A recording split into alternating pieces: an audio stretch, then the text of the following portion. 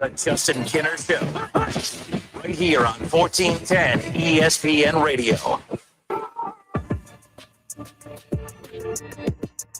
All right, everybody, we welcome you in live here on a Tuesday. Happy Tuesday, the Justin Kinner Show, presented by our friends over at Frickers. Frickers, your home for fun, food, sports, and spirits. I'm Justin Kinner.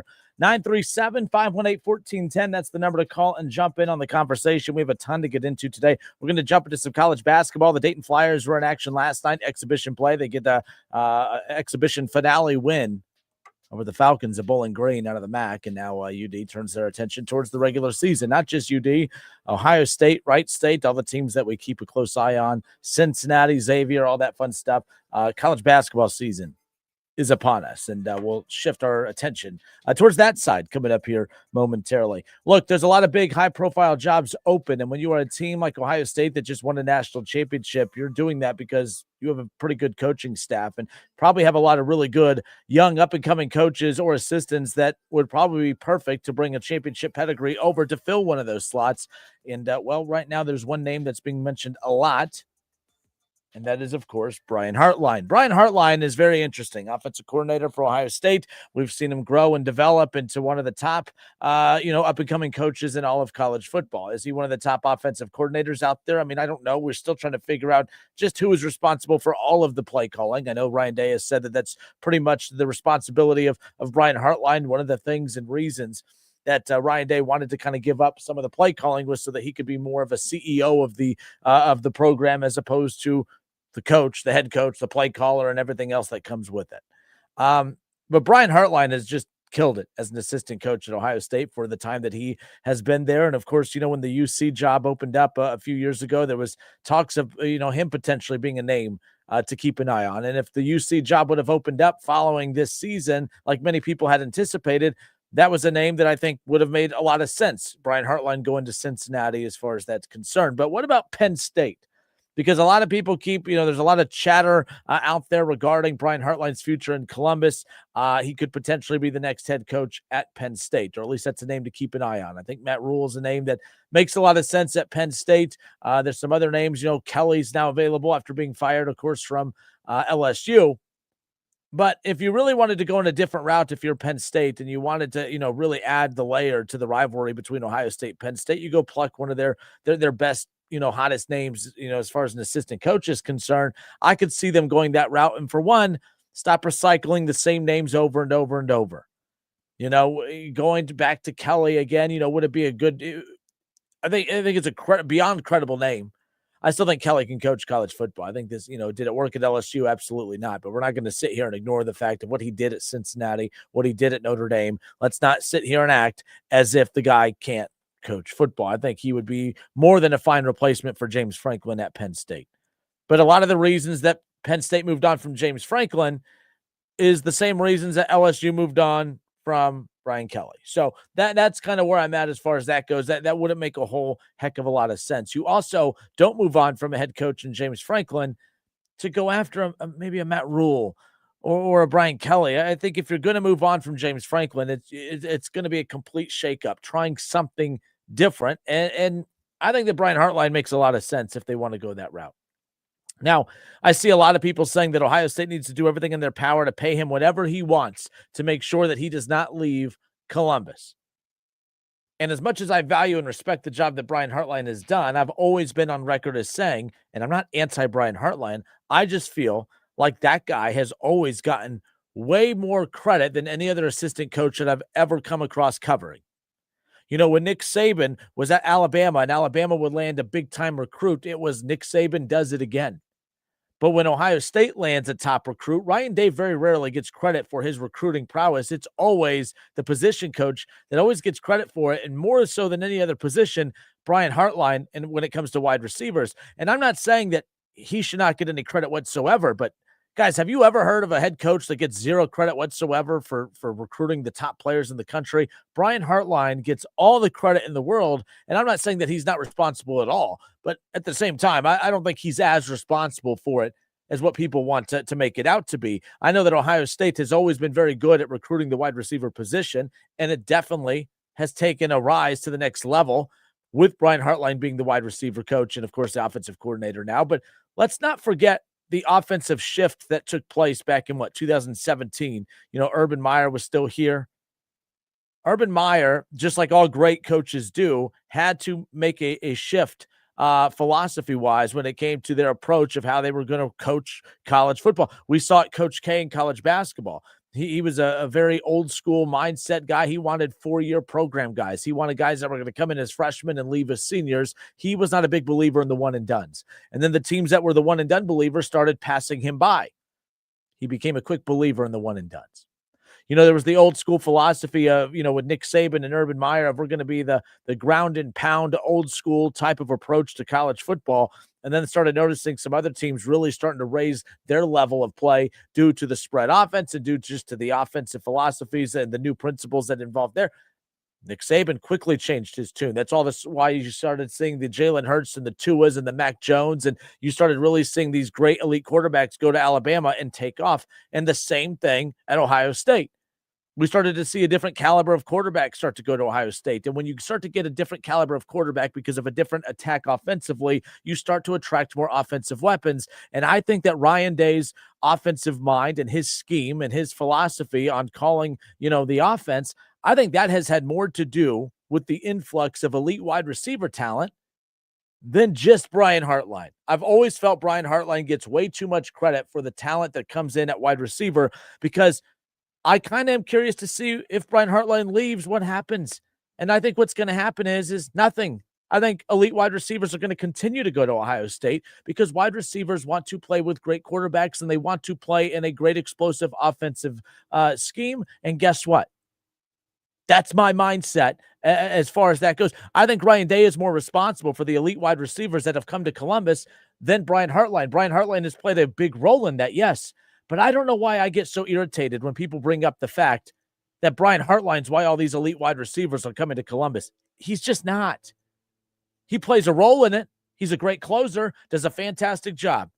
But let's not get it twisted. I know hating on Ryan Day in recent years has been the fun, cool thing to do because he hasn't been able to beat that team up north. But guess what? It's his offensive philosophy that helped Urban Meyer really take the offense and take that team to that next level. And it's been that offensive philosophy that has allowed quarterbacks like Dwayne Haskins and Justin Fields and CJ Stroud and Will Howard and now Julian saying, guys, that's Ryan Day. That's his offense. That's his offensive vision. That is why great wide receivers want to come play in Columbus, because yes, it's Ohio State, but that offense is just a perfect offense to come and flourish and punch your ticket to the NFL. Brian Hartline does a fantastic job, don't get me wrong, but I see people freaking out saying there's no way that they could take Brian Hartline from us. Let him go. And I don't mean that disrespectfully, but it's Ohio State. Next man up. A defensive coordinator left Columbus who helped you win a national championship, and they went out and found another one, and they're even better. I'm Justin Kinner. It's the Justin Kinner Show here on 1410 ESPN Radio. Lots of reporting out there that Brian Hartline is a name to keep an eye on for the Penn State job, and Buckeye fans are freaking out. And I'm here to tell you, don't freak out. I love Brian Hartline. He's great. He's a great piece of this coaching staff for Ryan Day and company. But to act as if Brian Hartline leaves, that Ohio State is going to lose all of a sudden all interest from elite wide receivers around the country, I just don't believe that. He's a great offensive coordinator, great wide receivers coach, a great recruiter out there to get these wide receivers to come here. But what message, do you think that he's all of a sudden going to go to Penn State and all the elite wide receivers are going to flock to Penn State over Ohio State? No, they're going to continue going to Ohio State because of the offense of which those wide receivers play in. When you have an offense like Ryan Day's, it attracts the best quarterbacks in the country and it attracts the best wide receivers in the country. And that's what will continue to happen, whether Brian Hartline is here or not. That's no disrespect towards him. This idea from Buckeye fans that, oh my gosh, we cannot lose Brian Hartline. It's not ideal, but it's also not all of a sudden going to change the path and the future of Ohio State football because Brian Hartline takes a job elsewhere. And maybe he doesn't take the job, and that's fine. But I'm telling you right now, Ryan Day deserves a lot more praise and a lot more respect for, the influx of talent on the offensive side of the ball. They want to come play in his system. If all of a sudden Brian Hartline is the wide receiver coach at Iowa, do you think that Marvin Harrison Jr. and Jeremiah Smith were going to go to Iowa because Brian Hartline's a great guy? No. They're not going to go there because, for one, it's Iowa, but two, that offense stinks. They're going to go to Ryan Day's offense because that offense is going to put them in position to flourish and get to the NFL. It may sound like I'm burying, Brian Hartline. I'm not. I'm just saying people need to stop being so disrespectful to Ryan Day. Ryan Day in Ohio State. That's why these wide receivers are flourishing. And, of course, Brian Hartline plays a role in it. But he is not the reason that wide receivers are coming to Columbus. It's just not the case. It's just not the case. I'm Justin Kinner with you here, 1410 ESPN Radio. We're live on the Justin Kinner Show Facebook page, 937-518-1410. Curious your guys' thoughts. If Brian Hartline does ultimately leave to take the Penn State job or any one of these open positions that's out there right now, how big of a blow would that be to Ohio State recruiting and the flow of the offense? No disrespect to Brian Hartline. I just don't think I don't think it's going to be as drastic of a blow as what everybody wants to believe it will be. Agree or disagree? 937-518-1410. We'll take your calls and we'll pick up with this conversation when we come back. It's the Justin Kinner Show presented by Frickers live here on a Tuesday.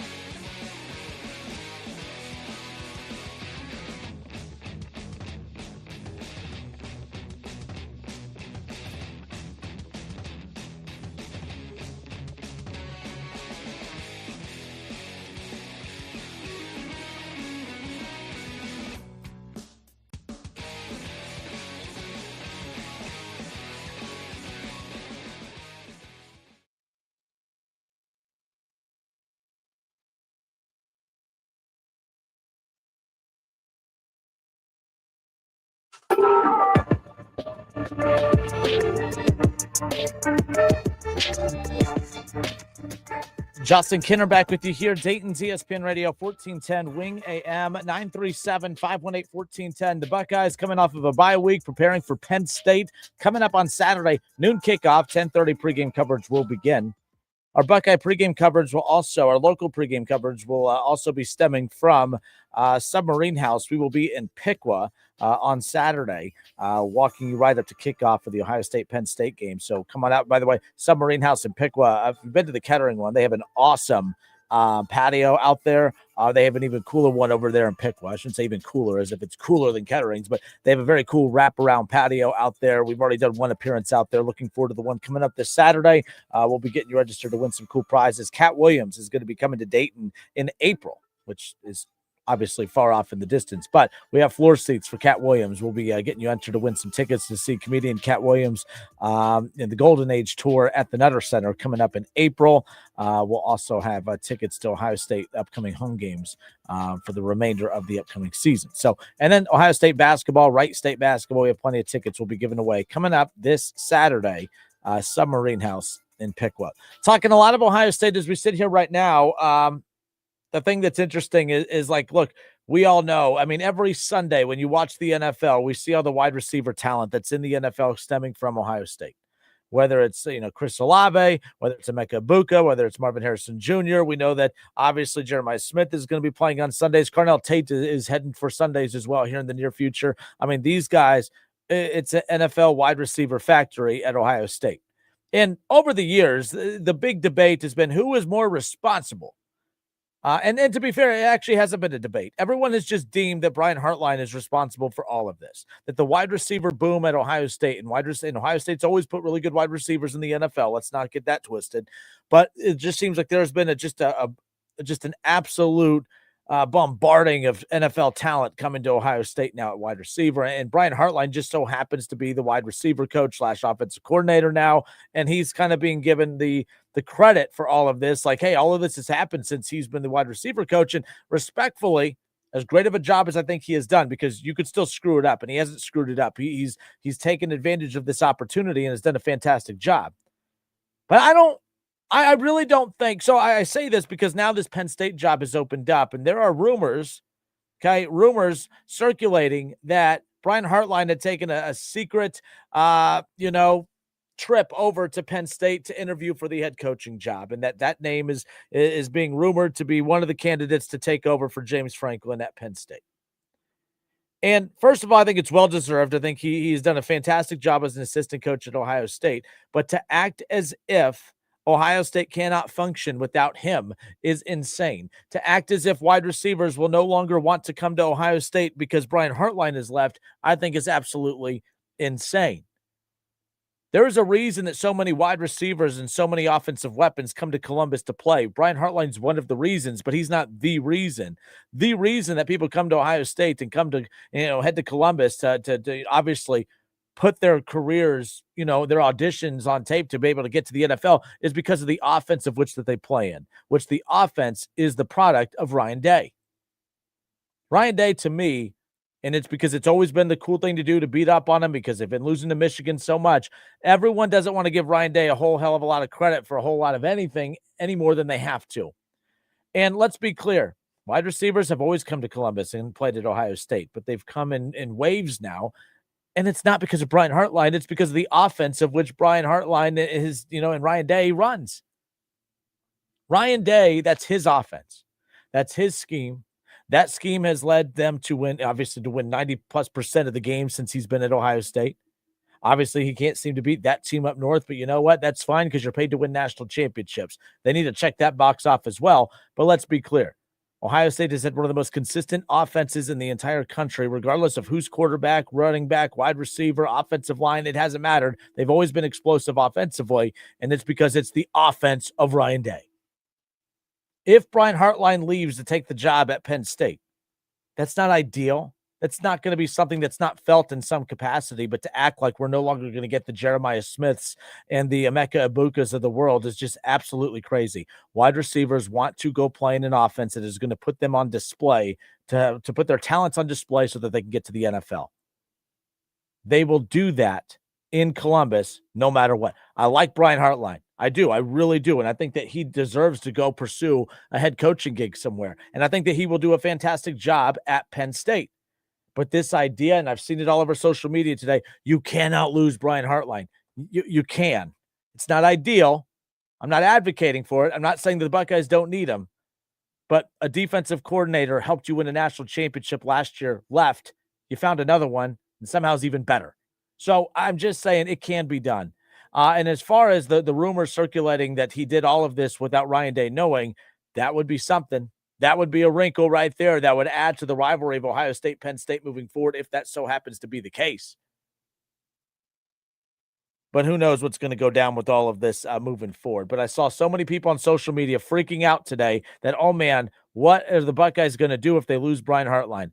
They're going to go find another offensive-minded OC and just keep trucking. You're going to have Jeremiah Smith again next year. You're going to have Julian Sain again next year. It's a younger offensive line. You're going to have a lot of experience. But Ohio State's going to be just fine. It's Ohio State. That's not me being cocky or arrogant and doing what I can't stand when Buckeye fans do it, but let's just be clear. Brian Hartline has benefited more from being the OC and wide receivers coach in Ryan Day's offense than Ryan Day has benefited with him being the wide receivers coach. And that may sound like a slight at Brian Hartline, but it's just not. Urban Meyer's offenses were kind of stuffy. They were still strong and explosive, but they were kind of stuffy until Ryan Day came in. Then we started to see a different caliber quarterback come to Columbus. We started to see, once we saw Cardale Jones emerge in that offense, like JT Barrett was a typical type of Urban Meyer quarterback. Made the right plays, made big plays, made solid plays, but wasn't a consistent, explosive quarterback.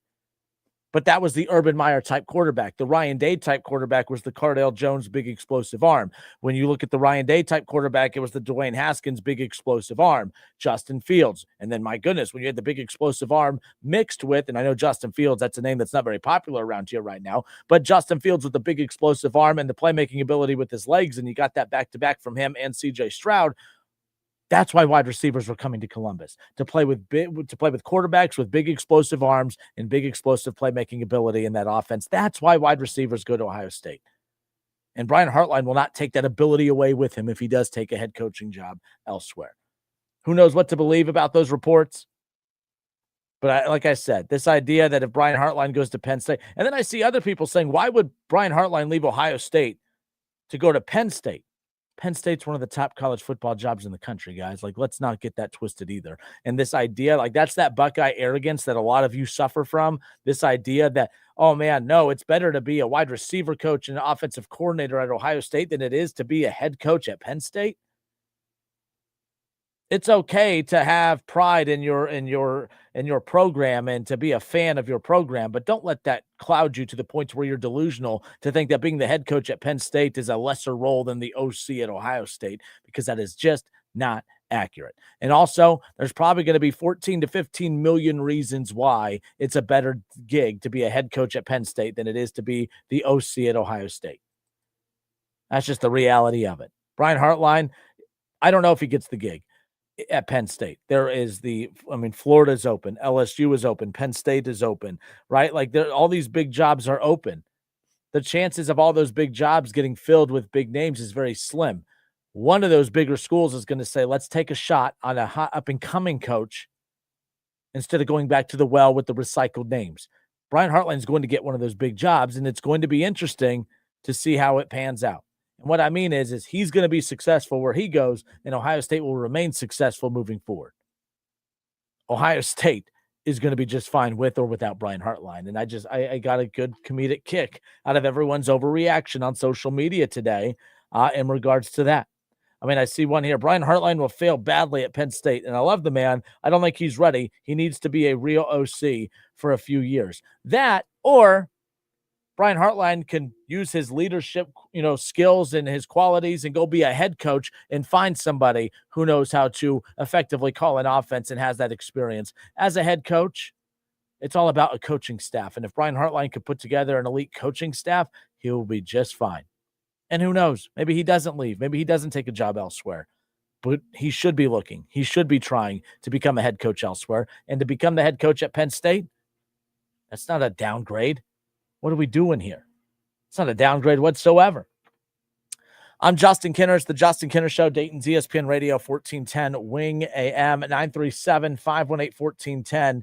Rob on YouTube says, it's Ohio State. We wouldn't even notice the loss. You would notice it. There would be a void there. But, Ryan, it's Ohio State. People are flocking to come to Ohio State. Patricia, that was such a weird get as the defensive coordinator. I think the reason people didn't flock to it is because some of it just didn't make a whole heck of a lot of sense. But, man, we're loving it now. Talent's going to line up to come to Ohio State one way or another. Losing Brian Hartline just opens the door to go get another talented piece to come in and continue the flow of what Ohio State does. That's the level of which the Buckeyes are at this point. And as Buckeye fans, you should be pulling for a Brian Hartline to go become a head coach elsewhere and have success, because that's only a better look and a good look. The reason Alabama's dynasty got propped up so well is because the coaching tree of Nick Saban, anyone that coached under or around Nick Saban would go on to flourish elsewhere. That just propped up the mystique and the aura of Alabama. And if Ryan Day does the same thing where coaches leave and go on to have success elsewhere, and that Ryan Day coaching tree starts to develop, that only adds to the mystique and the aura of Ohio State football, in my opinion. We shall see. 937-518-1410. We all know that, that could be a talking point for next year's Ohio State-Penn State rivalry type of thing. And keep in mind, Ohio State-Penn State, they're not going to play each other for quite a few years moving forward unless they happen to cross paths in the playoff for the Big Ten championship. That this is going to be the last Ohio State-Penn State matchup for quite some time. So if Brian Hartline does take that Penn State job, we wouldn't see Ryan Day and Brian Hartline cross paths as far as in a head-to-head, unless it's in the Big Ten championship or, of course, in the playoff, as far as that's concerned. But everyone knows people are keeping an eye on the defensive coordinator for Penn State coming up this week, as he chose to leave Ohio State, high and dry. He was trying to negotiate a pay raise in the middle of a national championship run, and that rubbed a lot of people the wrong way. Jim Knowles ends up going to Penn State. The defense has floundered because a lot of the same talking points that came out of Ohio State during his time here was that the defensive scheme is just too complicated. It doesn't allow people to just kind of use their athleticism to react. It's way too many thinking layers that kind of slows down the defensive attack from Ohio State. There's a reason that they became better defensively as the season went on last year, but it took years for them to get comfortable in this scheme. But, man, there's going to be a lot of animosity there, too, because while Penn State's trying to come in and prove that this season hasn't been a complete waste, if they could beat Ohio State and put a dent in their playoff armor, they would love to do it.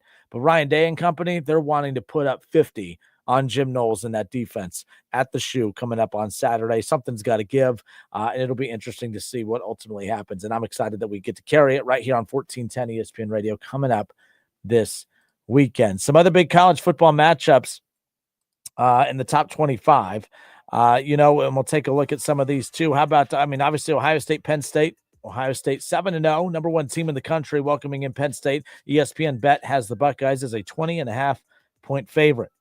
How about Texas and Vanderbilt? Texas 6-2 on the season. They're ranked 20th in the country. They'll welcome in top 10 Vanderbilt, who's ranked 9th right now. Texas at home with Vanderbilt in town, only a 1.5 favorite as we sit here on this Tuesday afternoon.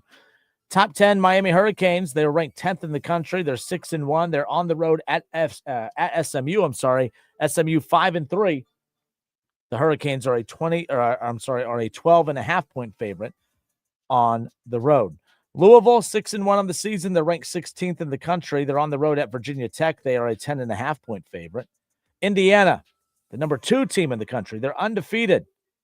The resume rivals Ohio State. This is their final matchup before the college football playoff rankings come out next week. They're on the road at Maryland.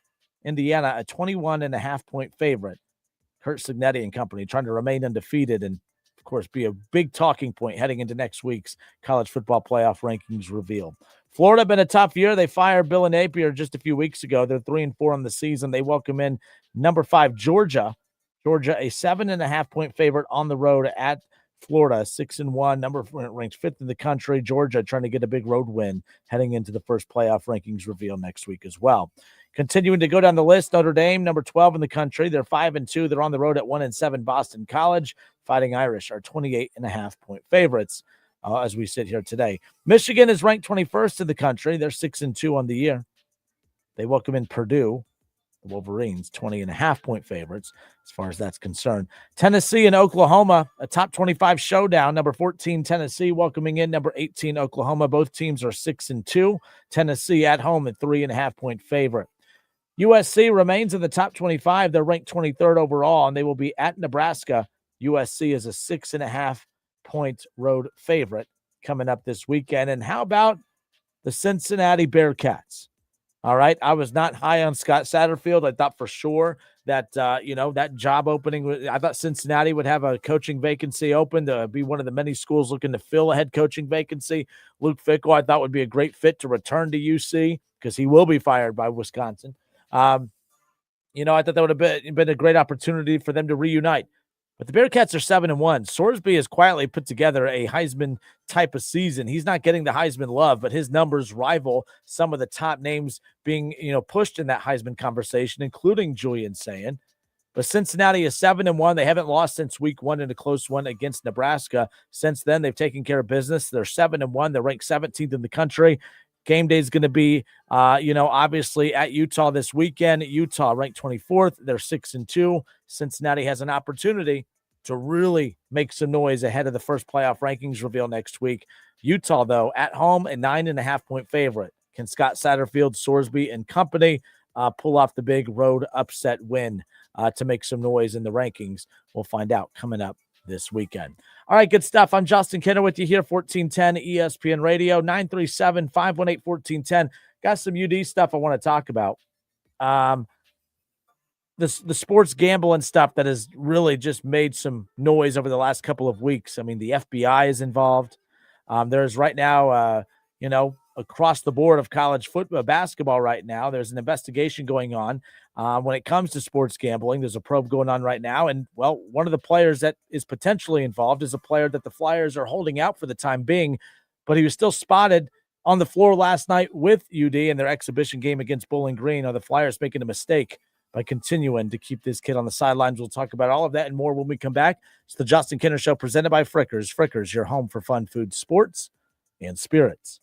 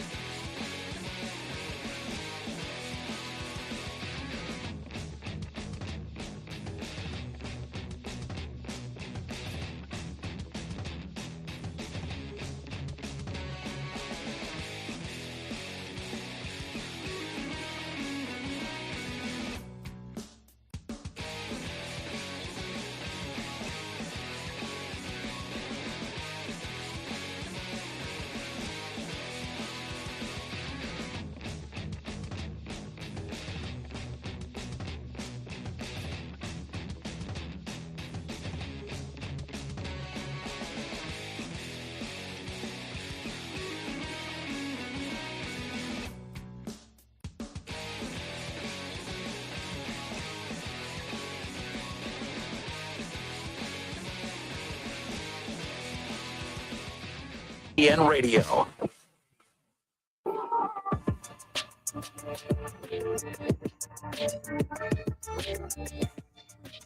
The Justin Kinner Show presented by Frickers. Frickers, your home for fun, food, sports, and spirits. 937-518-1410, the number to call and jump in on the conversation.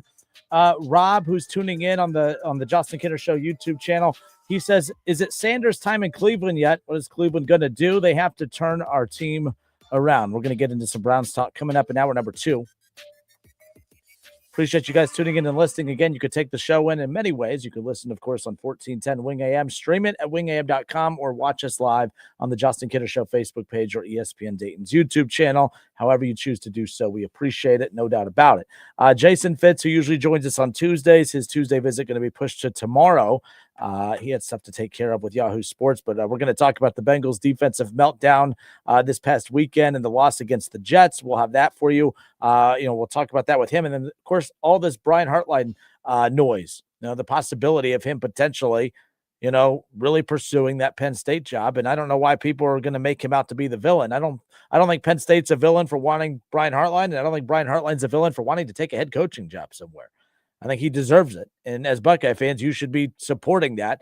You should have at least enough confidence that Ohio State would do a good enough job finding a replacement for Brian Hartline, and also not being so gullible to actually believe that the only reason that Jeremiah Smith and Carnell Tate and, Chris Olave and Garrett Wilson and Marvin Harrison Jr., you can't be gullible enough to think that Brian Hartline's the only reason that those cats showed up in Columbus. That's not how that worked at all. He played a huge role in it, but they wanted to go play in an offense that was going to put their talents on display to get them to the NFL. And when you have an offense like Ryan Day's, and that offense will continue without Brian Hartline, if that's the case, you're going to still attract the best quarterbacks in the country, the wide receivers in the country, and that's going to continue with or without Brian Hartline, in my opinion. We'll get more into that coming up here in just a bit. So, I've been and I have had some Bengals fans mad at me for very different reasons. By the way, we're going to get to that UD story coming up here around the corner to kick off next hour, to tip off the next hour. Bengals fans have been mad at me because usually, I'm bearing their team. But I've had a lot of Bengals fans mad at me as of late because I've been pretty positive about their team, and they feel like I'm trying to put some kind of reverse jinx on the Cincinnati Bengals. And maybe that's what's actually happened. I have no clue. If I usually bury the Bengals, they usually play well and win, and it always, I have egg on my face. But it does seem that as I've been more positive about your team, the worse that they have done. But the bottom line is look, I don't think that Cincinnati looks any different than what they did all of last year. It is amazing to me how the not really overreaction. I think it's about the proper reaction, but the reaction coming out of Sunday, and I mean this respectfully, but I thought you guys knew. You guys are acting like you just found out your defense is bad. I thought you guys knew. I didn't know it was a secret. I didn't know that some of y'all actually truly believed that the defense was turning the corner. I've always believed that this defense was bad. I've always said that. Even when you guys were trying to cherry pick some random stats to show improvement, I was laughing and rolling my eyes at that because I knew deep down, I watched with my own eyes, the defense stinks. It's not very good. All right, Cleveland has, only looked competent in the past game one time this season, and it was against your team in week 1. I mean, Cincinnati's defense is atrocious. We know that. I just thought I thought we knew that. I mean, I guess I'm just taken back at your guys' reaction over the weekend because I thought we all knew how bad that defense was. And the bottom line is, so there was apparently a players-only meeting. I don't even know, what are you accomplishing in that players-only meeting? Hey, guys, we have sucked for 2 years. Let's try not to suck this week. I mean, what's the message in that locker room? Who is the leader? Who's good enough to be even a captain? The one captain you have in Logan Wilson has demanded a trade because you guys won't play him. So how is Logan Wilson as a captain who doesn't play supposed to stand up in front of that locker room and rally the troops? Trey Hendrickson, he's a great defensive player, but he's not going to be viewed or respected in that locker room to the point where that they're going to rally around his message when they know he's going to be as good as gone after this upcoming season. And then the only guys you have left are a bunch of, just bad draft picks who you guys have a lot of hope and you're just hoping that they pan out. But who in that locker room is going to step up in that players only defensive meeting and control the room? You don't have Mike Hilton anymore. You don't have Jermaine Pratt anymore. Logan Wilson you have, but he wants out, so he's not going to control the room. Trey Hendrickson's hurt once again. And on top of that, it's not like he's a true leader in that locker room. He spent more time crying since being a Bengal than being a locker room leader. So I don't know what good a locker room or what good a players only meeting accomplishes when it comes to the defense rallying together. Sounds like I'm hating. I'm not. I'm very much so, and I think you guys should agree. I don't know what that means. A lot of times there's stories and reports of players only meetings, and then those that usually that leads to some kind of turnaround. There's no turnaround in Cincinnati. In fact, it's just turn around and don't watch anytime that defense goes out there. I don't see that being the case. I mean, when you look at what's coming up for the Cincinnati Bengals, okay, Justin Fields was a very sympathetic figure across all sports talk shows, radio or TV or whatever, all week because, Johnson, the owner of the Jets, just basically buried his starting quarterback. But there was a good reason he got buried by his owner, because he's kind of stunk. Justin Fields hasn't been very, very good. He hasn't been what the Jets were hoping he would be. But what they were hoping he would be is exactly what he was this past Sunday against the Bengals defense. The Bengals defense has a habit of taking quarterbacks that aren't very good and making them look really good, and then taking quarterbacks who are really good and making them look really, really good. Hence Bo Nix.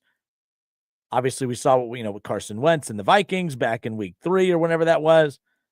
We know how good the Lions, we know how good Goff is. Jordan Love, we know how good, and it was just the run game. Aaron Rodgers was solid, but it was the run game for the Steelers too that ran all over Cincinnati's defense. But the bottom line is the quarterbacks coming up that this defense has to find a way to either not, don't let a good quarterback be great and don't let a bad quarterback be good. This is what's coming up. Caleb Williams, I wouldn't put in the elite category, not even close. He's a solid quarterback, but I have a feeling he's going to look great on Sunday. Aaron Rodgers will be, in Pittsburgh. It'll be an away game for the Bengals, and he's going to be more comfortable there. And he's been a good quarterback this year. They're going to make him look great on the road, probably. And Drake May, the Browns have the 3rd-ranked defense in the NFL. Drake May, sliced and diced that defense this past weekend. Drake May is the real deal. And if he did that to a team with real pass rushers and real cornerbacks, I can't imagine what's going to happen in a few weeks in Foxborough. Or no, at least it's in Cincinnati. Lamar Jackson's going to be back. You have Josh Allen coming up. So you still have Aaron Rodgers. All right, you have Drake May. You have 2 with Lamar Jackson. You have Josh Allen coming up. And if there's just enough to keep your head afloat, you're going to have the Dolphins, bad quarterback, Cardinals, bad quarterback, Browns, bad quarterbacks. And you better hope that Shedeur ain't something, because if you really are relying on that last game of the year to have to go and win to make it, make the playoffs, whether you have Joe Burrow or not, can you imagine if, as much of a train wreck of a season as this has been for the Browns, if Shedeur Sanders ends up getting some starts late in the season and proves to be the guy, and the Browns close out the season by ruining your season, by keeping you out of the playoff with the big performance from Shedeur Sanders? My goodness. Who knows?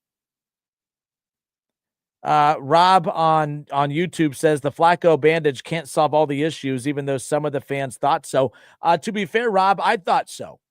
I truly thought so. But I should have known better. I should have stuck to my mindset at the beginning when Joe Burrow initially was out for the season, or until mid-December, although I still think he's out for the year. It's one of those where I should have known. Joe Burrow threw for nearly 5,000 yards last year. Joe Burrow threw for over 40 touchdowns last year. Joe Burrow completed 70% of his passes last year. Joe Burrow would have won an MVP last year had the Bengals won one more game. Joe Burrow did all of that with the wide receiver that won a Triple Crown and still missed the playoffs. It was never realistic or fair to expect Joe Flacco to do the same. Now, mathematically, the Bengals are still in it, and it has more to do with how bad the Steelers are than anything else. A bad team is going to win the North. So the reason I'm bringing all this up is because I should not give any credence or respect to the Cincinnati Bengals right now. But I do believe they have enough. I look at this. I look at the Steelers. They are very blah offensively and very bad defensively. The Bengals are very, very bad defensively, but they're very, very good offensively. So if I have to look, it's like someone has to win the AFC North. And the Bengals, say what you want, they only have 3 wins right now, but 2 of those 3 wins are against AFC North teams. Like Cincinnati still has a good shot here, folks. They still have a good shot. You got a Bears team coming up that is vulnerable, that this Bears team just lost to the Ravens with Snoop Huntley as the quarterback. That's where we're at right now with the Bears. And somehow the Bears are a 2.5-point favorite at Cincinnati coming up this weekend. I've said this before. I don't think there's a team out there that boos their own team more. I don't think there's a fan base out there that boos their home team more than Bengals fans. But I think it's going to be a parade of boos on Sunday if things don't go well. And there's a good chance that could be the case, man. I don't know what to make of Caleb Williams. I don't. But I also didn't know what to make of Justin Fields, and we saw what happened there. I don't know. Sunday's going to be interesting, but I do get the vibe that the Bengals match up with the Bears. Am I wrong in saying this, guys? Is your season on the line on Sunday? Some of you have checked out, but the bottom line is, with the Chiefs win last night, the Chiefs have that 7th spot in the wild card right now. It's going to be easier. I mean, I never thought I would say this because the AFC North has always been one of the toughest divisions in all of football. And I don't think it is this year. I know it's not this year. But I never thought I would say this. It is going to be easier for the Bengals to win the North than to clinch a wild card spot. And I feel like, you're 2 games out of a wild card spot right now, and you're a game out of a division lead. I think it's like a game and a half. It's going to be easier to win your division than to make the wild card. That's crazy to me, but that's the reality of the rest of the season for the Bengals, which means they still have a shot. Only 3 wins, 2 of those against the AFC North. You have the Bears this weekend. You have the Steelers coming up again around the corner. You still have 2 with the Ravens. You have another one with the Browns to close it out later in the year. They still have a shot, but I do feel like this Saturday or this Sunday, the season's on the line. The season's on the line. You win Sunday, you're back in control, not control, but you're back in you're back in being in a very good position. You lose on Sunday, you're done. You lose on Sunday and you're done. The best thing that happened for the Bengals this past weekend was that the Steelers lost as well. So we'll see. 2.5-point favorites are the Bears in Cincinnati at Paycor. But I'm just curious, is this team going to quit and fold and collapse, or are they going to rally around knowing that, hey, the season's on the line? I felt that the Steelers game, I felt like that was a playoff atmosphere, and I felt like I was watching a playoff game. I felt the urgency from the Bengals. I felt that was like one of those, okay, our season's on the line. If we lose, our season's done. And I felt that urgency that night on Thursday Night Football. I did not feel that this past Sunday. I almost felt like once the Bengals got that lead, you started toying with your food a little bit. I saw the offense take their foot off the gas. The defense doesn't even know where the gas pedal is. I just didn't get the same urgency from the Bengals on Sunday that I did the previous Thursday on Thursday Night Football. I think we're going to experience that urgency again. I think that the Bengals win on Sunday. I really do. I'm picking them to win. I think that the urgency is, I think Joe Flacco knows it. I think the front office knows it. Joe Burrow knows it. They know that this Sunday, their season is on the line. They lose this Sunday, the season is over. They win on Sunday. I think they ride that momentum, obviously with the bye week coming up around the corner, trade deadline, all of that fun stuff. We'll see what ultimately happens, but man, oh man, I think the Bengals get a win. I think that, and by the way, I defended Zach Taylor yesterday, but that's also on Zach Taylor for this past Sunday for them taking their foot off the gas. They should not have taken their foot off the gas against the Jets. In fact, they should have been more thirsty for the Jets than the Steelers, because the Jets, that was an opportunity to even their record at 500, take momentum, not on the road, but remain at home and keep that momentum going against a beatable Bears team, head into the bye week, and you have the Steelers, you can go for the neck. You know what I mean? You can go for blood coming out of the bye week. And now it's more about, okay, well, we got to have the worst unit on our team have to have a players-only meeting. My gosh, I would love to be a fly on that wall just so I could laugh. I would love to know which leader is standing up at the front of the room. Hey, guys, I know we all collectively suck, but I suck the least of all of you. So everyone listen to me. I feel like that's what's happening in Cincinnati when it comes to this defensive players-only meeting. I mean, my goodness. is what it is. Justin Kinner Show, Dayton's ESPN Radio, 1410 Wing AM, 937-518-1410. Hour number 2 coming up next.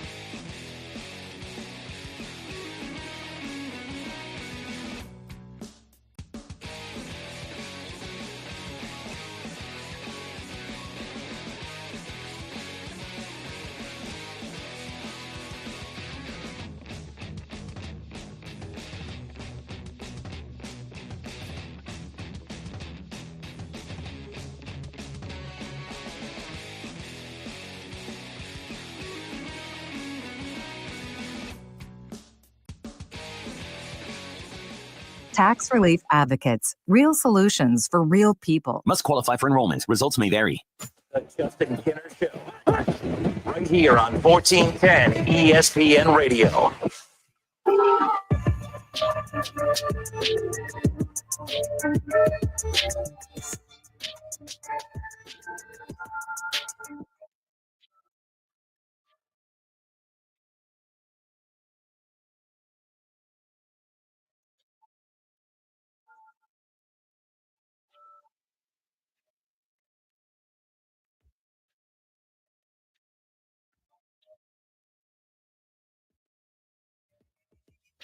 Again, that was Anthony Grant, Dayton Flyers head coach. Comments last night after taking questions after the Flyers win over Bowling Green in their final exhibition game of the season. After, there's controversy surrounding the Flyers program right now due to one of their players having to be held out of, on the floor competition due to one of the players being involved in an investigation regarding sports gambling. Pat Forty put out an article the other day. Dayton holds out transfer in connection with widespread sports gambling probe. The article goes on to say that another player at a new school is embroiled in the ongoing investigation and gambling-related activity throughout college basketball, which includes game fixing and performance manipulation.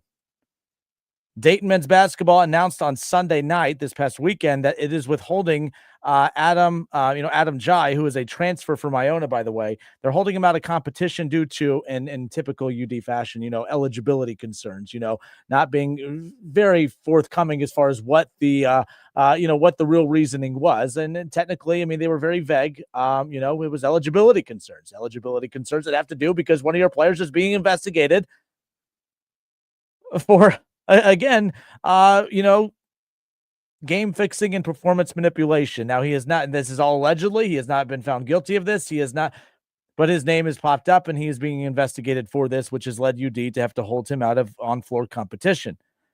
Now, it is unclear, according to reports, if, Njie is under scrutiny from both the NCAA and federal investigators, or if it's just the NCAA looking into this.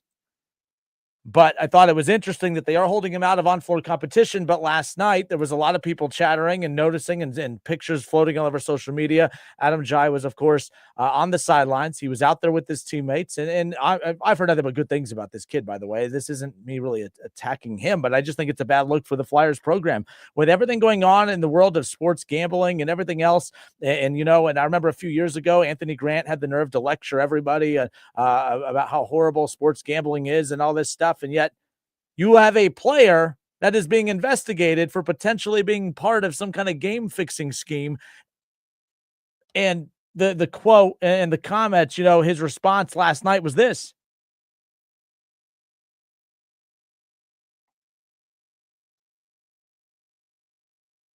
of course he does. Why wouldn't he want to be out there? That's not the problem. It's not like people are like, man, I can't believe Adam Njie is out there with the Dayton Flyers. I didn't think he wanted to be out there with this team.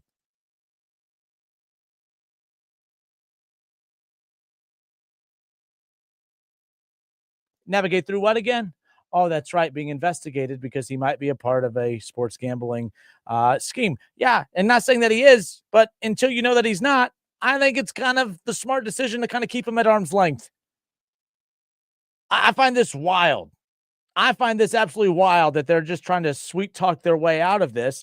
And maybe he has nothing to do with it. But until you know that, I think it's reckless to have him around the program at all, considering the climate that we live in right now with the black cloud that is surrounding college athletics when it comes to the sports gambling world. There's more. Oh man, good. Because Anthony Grant, I was wondering if he wanted to play. In fact, I was questioning if just how competitive he was, but you cleared that problem up for us.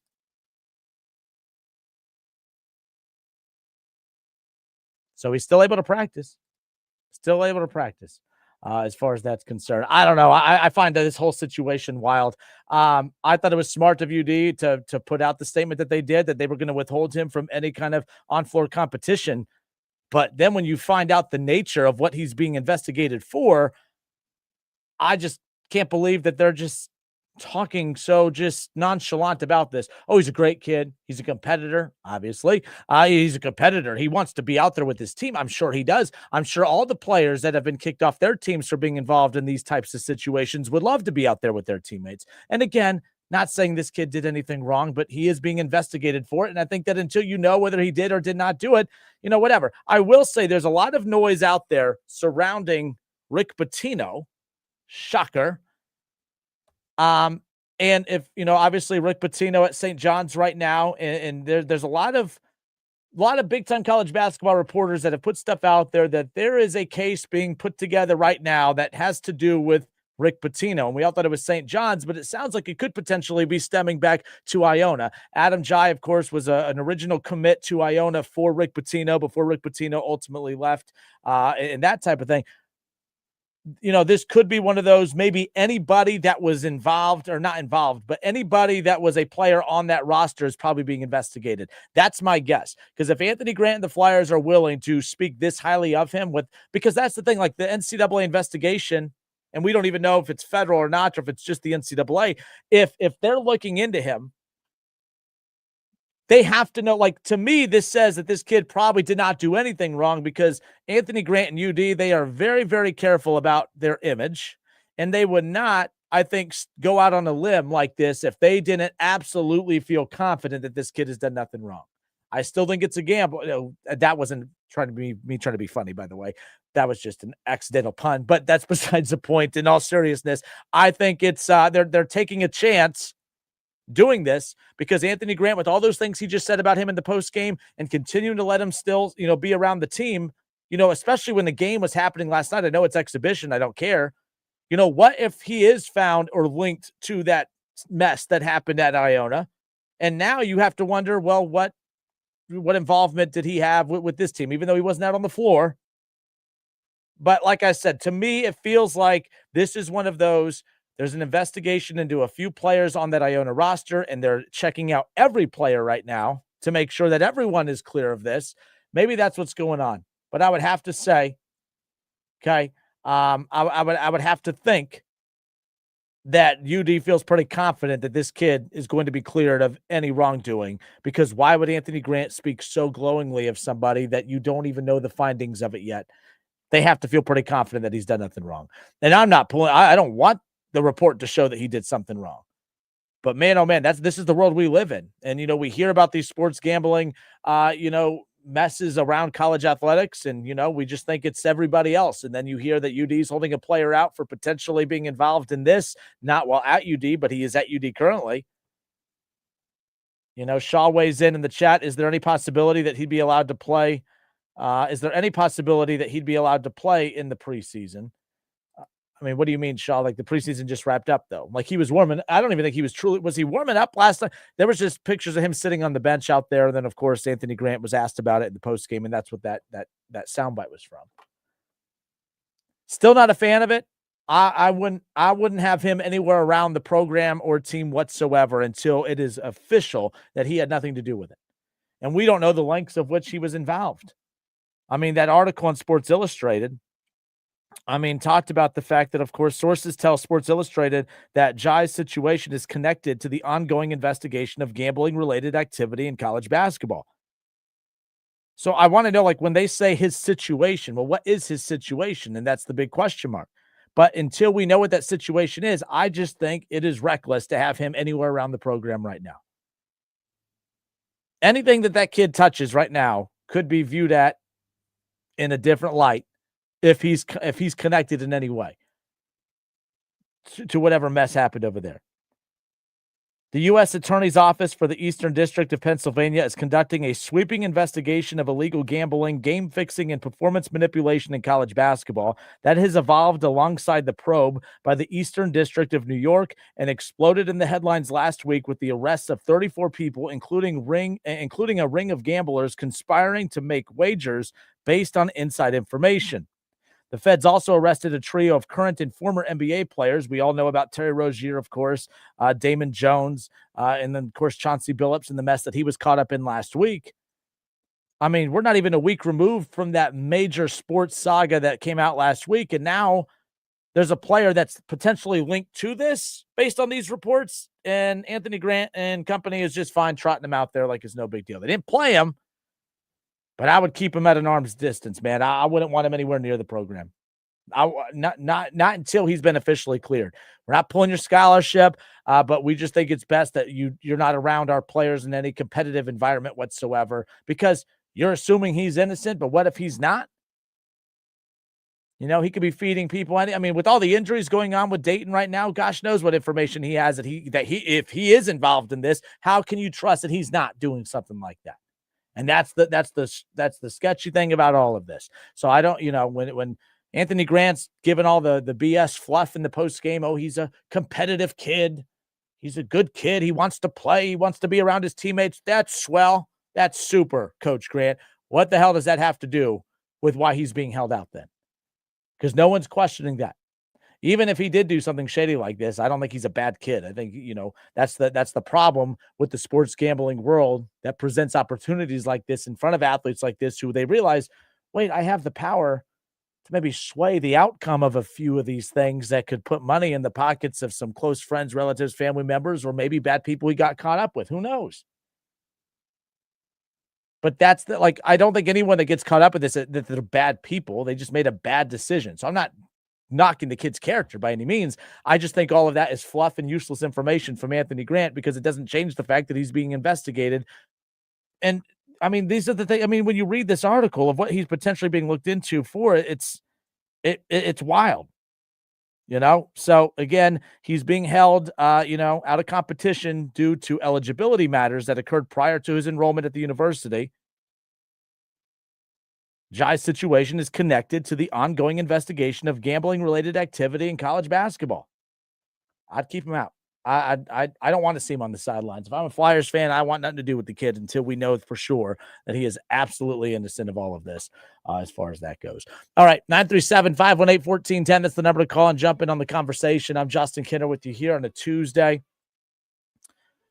But yeah, Dayton did take care of business against Bowling Green last night, and now it's everyone's turning their attention towards the regular season. Ohio State, Dayton, Wright State, Cincinnati, Xavier. College basketball, college football, the NFL, NBA's full throttle right now too. We're all off and rolling. It's a fun time of year. World Series. The Justin Kinner Show, 1410 ESPN Radio. We'll be right back.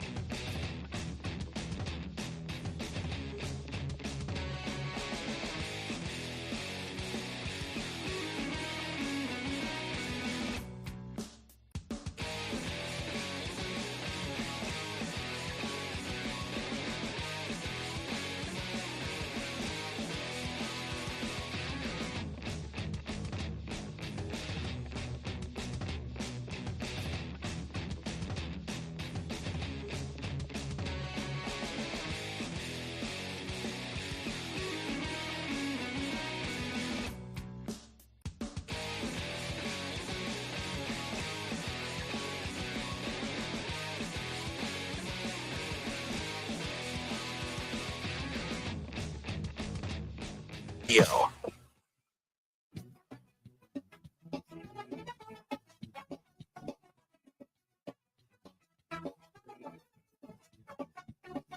All right, and we are back. Justin Kinner with you here, Dayton's ESPN Radio, 1410 Wing AM. Rob Panel said that another station, and again, we just talked about the Adam Njie situation, the sophomore transfer for the Dayton Flyers who came over from Iona. He technically had committed to Iona back when Rick Pitino was the head coach over there. But all of a sudden, a statement was released by the Flyers just back on the 26th, so just a few days ago. UD tweeted out a few days ago a statement from the athletics department saying that the University of Dayton has notified that the University of Dayton was notified.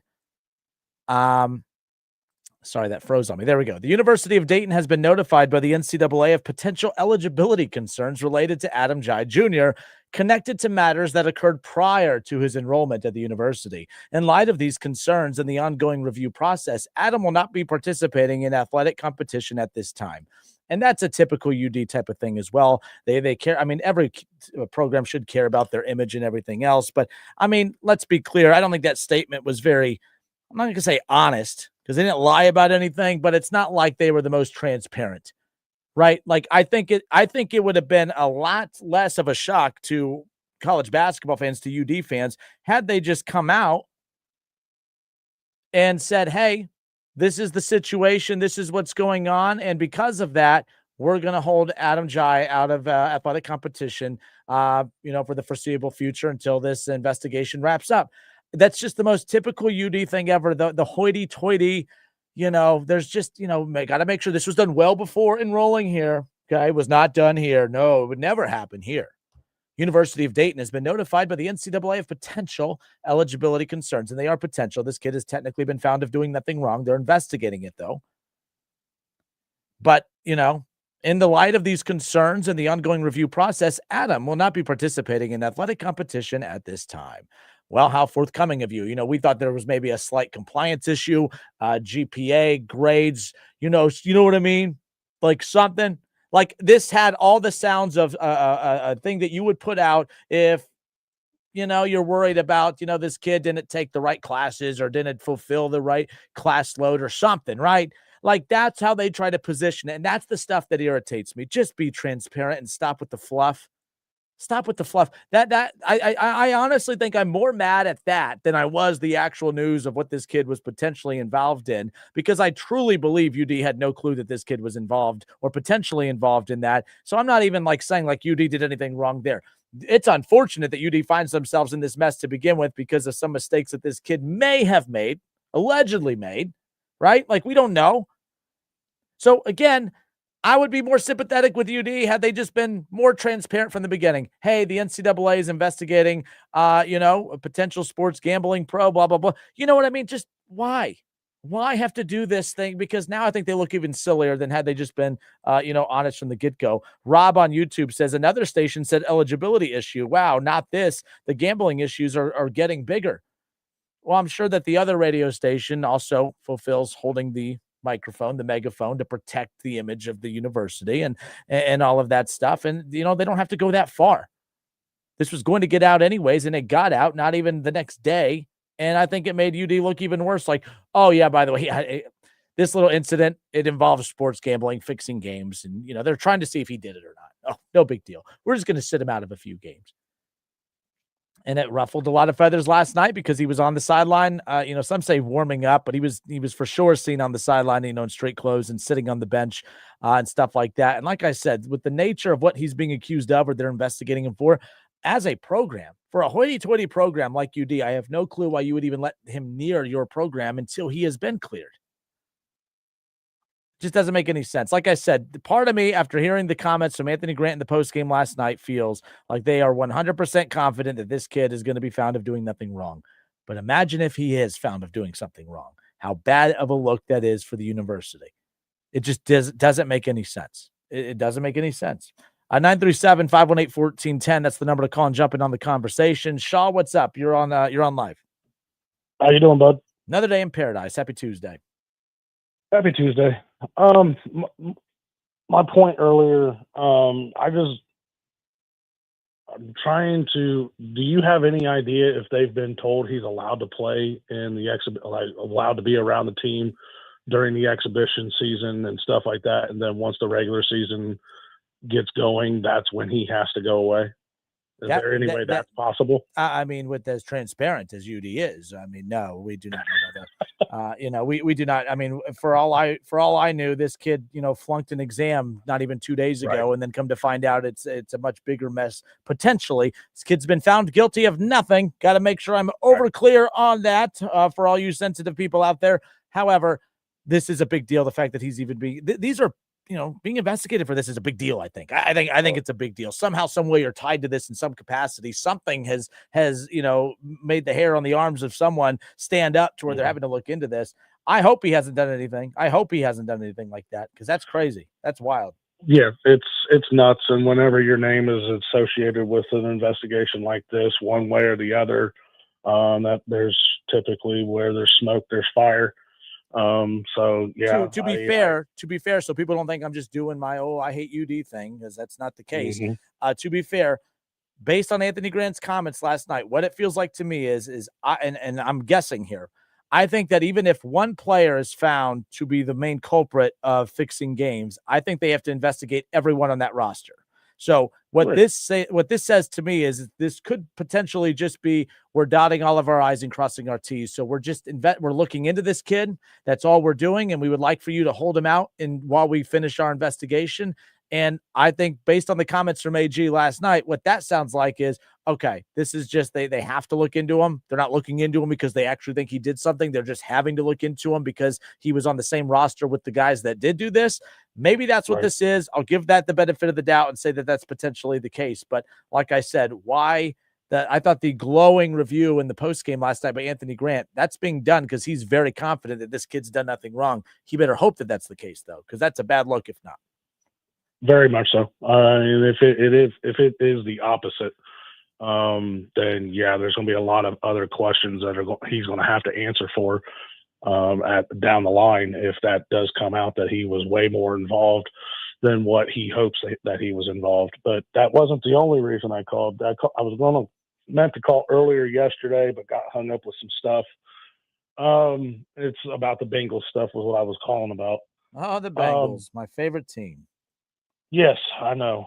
I sort of disagree with you. I understand where you're coming from, that the division is still open, and technically by math they can still compete for the division and everything like that.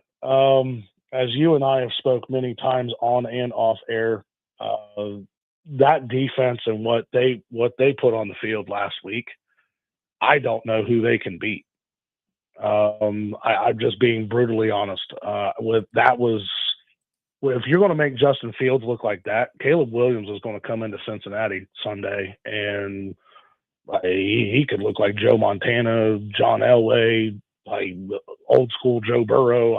He could throw for 500 on Saturday.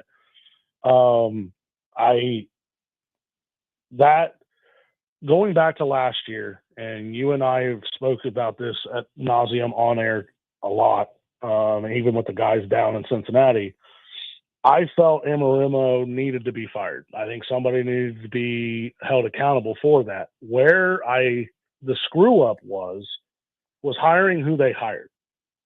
There were plenty of other NFL coordinators, defensive coordinators that they could have went out and got.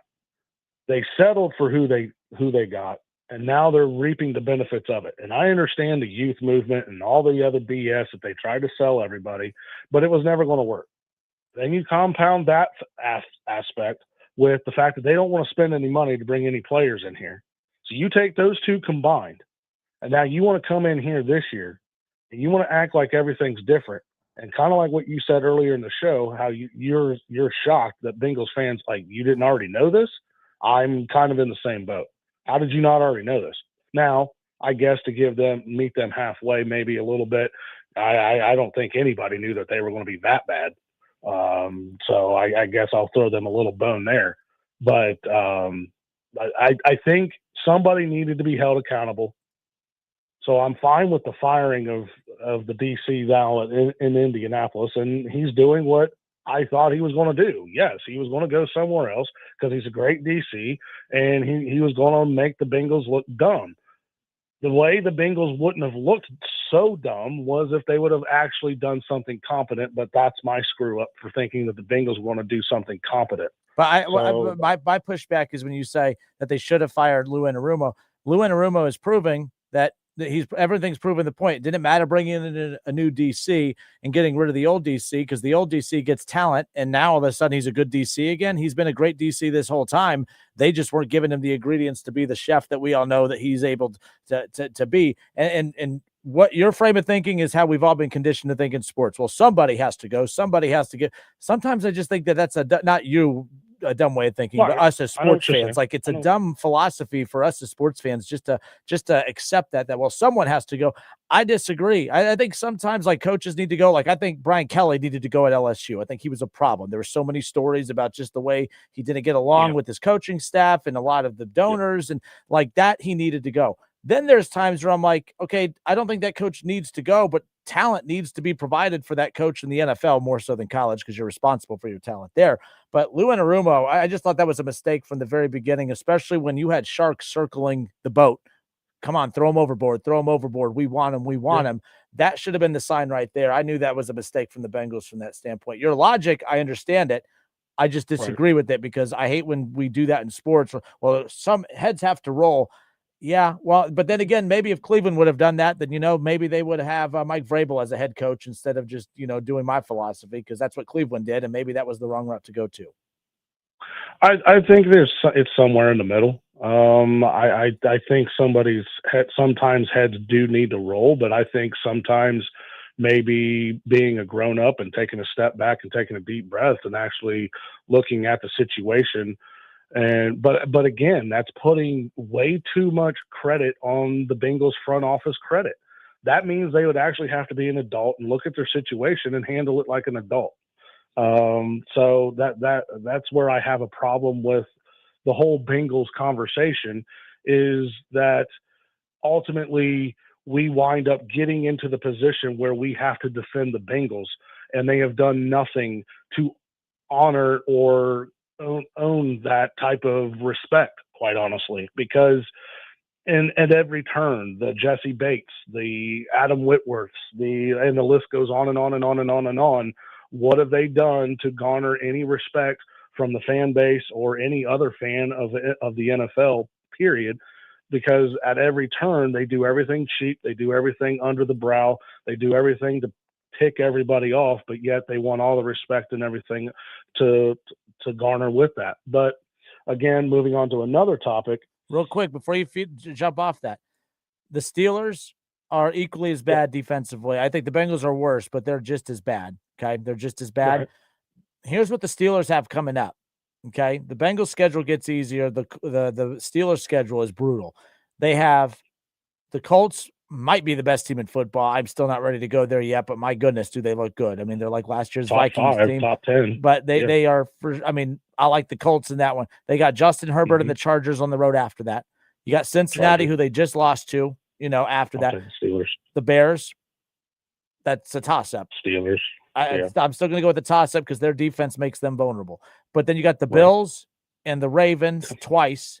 You got the Lions and the Browns might have Shador by that point. And I'm not saying that means anything. I'm just saying we all know how sometimes things change. But we don't know. That's a brutal schedule. That's a brutal schedule for a bad defense like the Bengals and the Steelers. So that's why I'm saying it's wide open. Everyone freaking out. I'm like, hey, by default, you're still in this. And by default, you might, just like the Reds, backdoor your way into the damn playoffs, because I feel like that's what we're going to see is something similar to the Redlegs. Am I wrong? They do still have 2 with Baltimore, correct? They still have 2 with Baltimore, but at least 2 of their 3 wins are AFC North wins at this point. So, but yeah, correct. Kevin. Yeah. I mean, that feeds your point, but where I'm going with that is I think the team that is going to win this division is the team that everybody thinks is dead and done.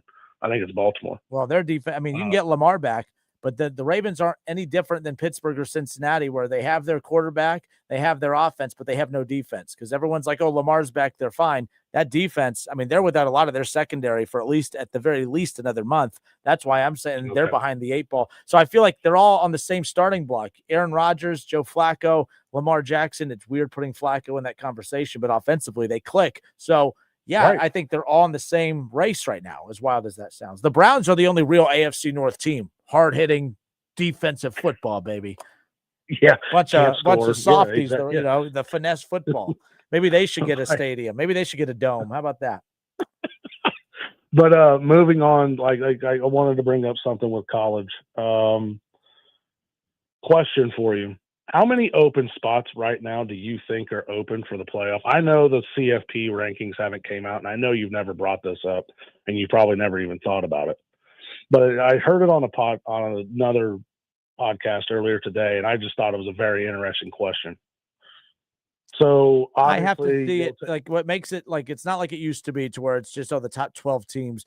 When you have your division champions and you're the group of 5 and all, that makes it all kind of whatever. But I think there's a lot. I don't think there's enough seats at the table for all the qualified teams as we sit here right now. Are you saying there's less? Yeah. You said my point, that I think there's way less spots available for how many teams are going to be fighting for this. And there's going to be, I do too, but the bigger point of this, and it kind of goes to the Penn States of the world, I think some people are going to have to start reevaluating what a good season is. Here's my point. The entire sport of college football has leveled out. The top has come to the bottom and the bottom's coming to the top. So the median is the median's so much better than what it was 10 years ago. What does that mean? A 10-win season is a great season now.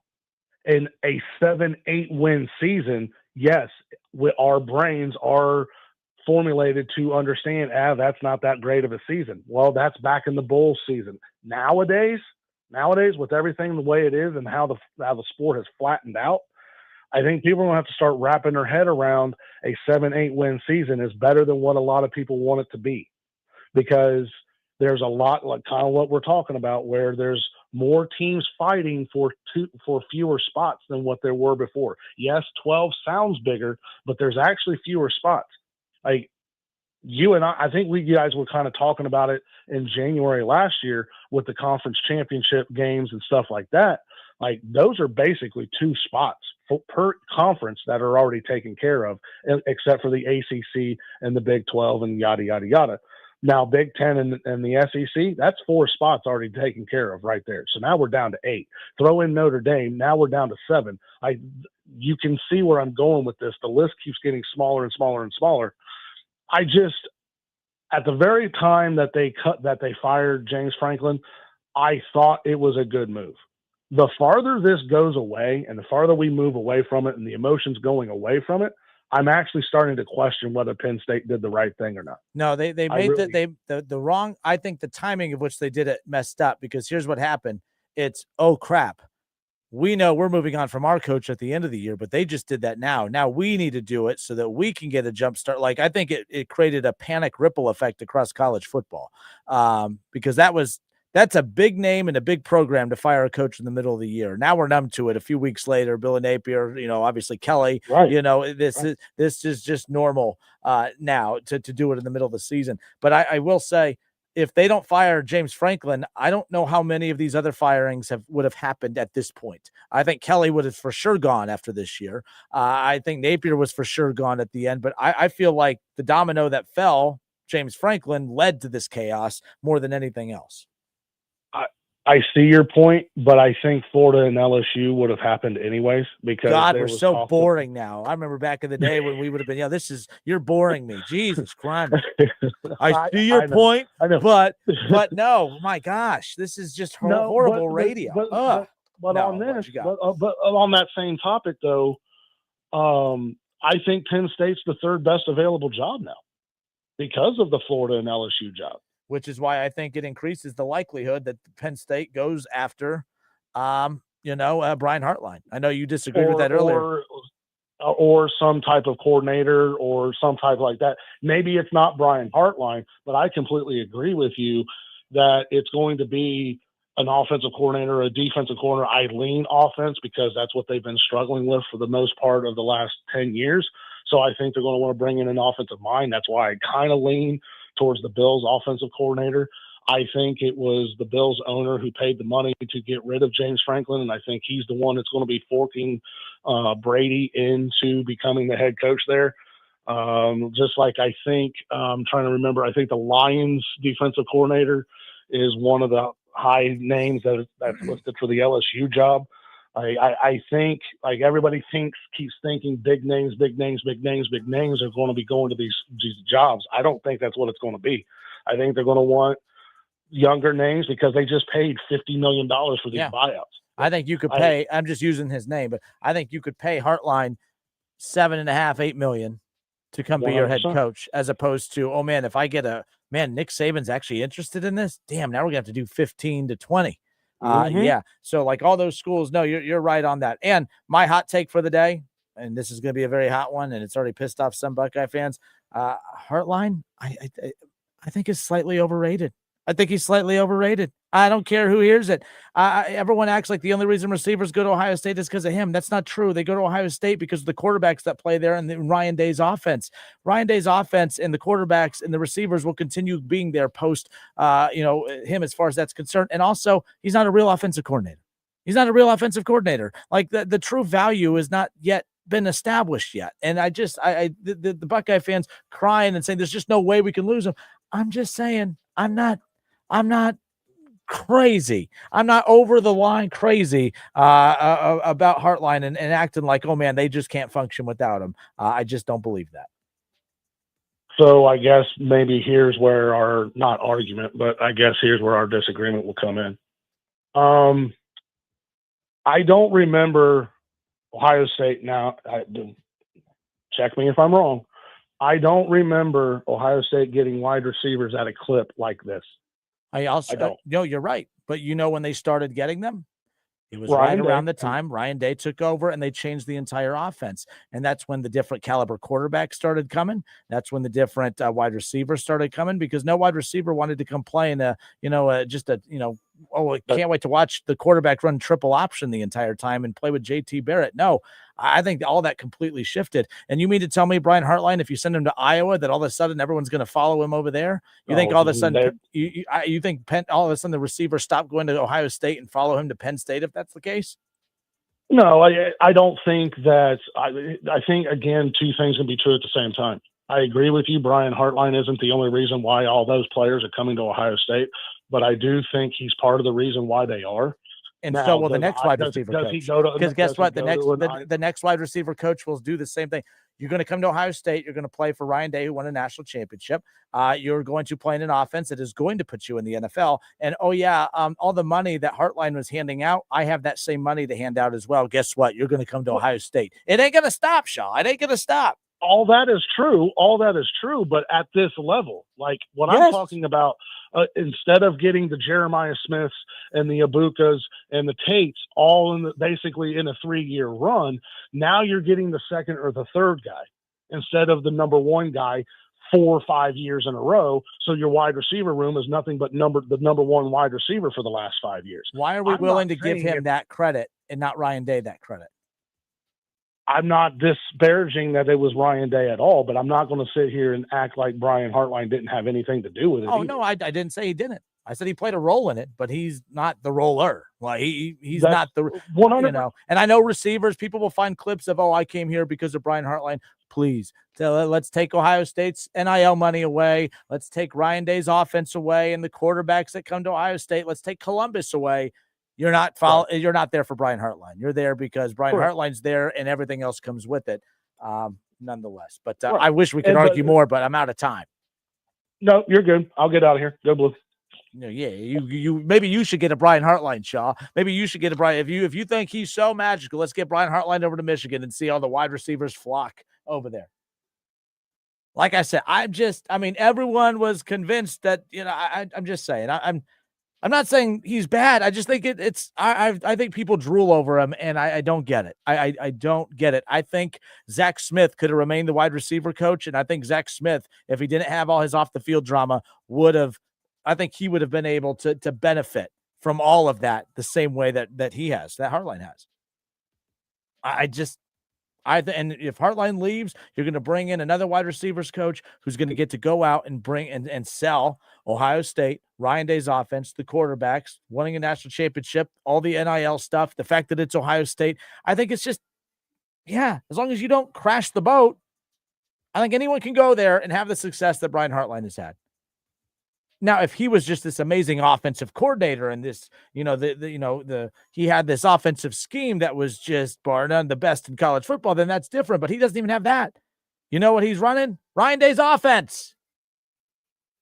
Man, it's a weird week coming to the aid of Zach Taylor and Ryan Day as heavily as I am. At least Ryan Day's won a national championship. Zach Taylor, come on now, raise it, raise your level.